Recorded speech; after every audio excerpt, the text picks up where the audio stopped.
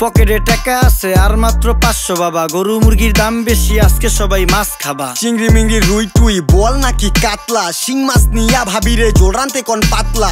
ইলিশ আসছে দিয়া দেই কালকে আবার বৈশাখ। ভাবসাব দেখে আমগো মনে হয় কি লাট সাপ। গরিব মানুষের বৈশাখ, ইলিশ মাছ না পুঁই শাক। সিলভার কাপ না তেলাপিয়া, আমারে দেন পাঙ্গাস মিয়া। এই মাছ ধরতেও ঘিন লাগে হাত দিয়া। দেখছেন কি কয়, হের লাগে ঘিনা। বাজারের সব জিনিসই স্বর্ণের দামে কিনা।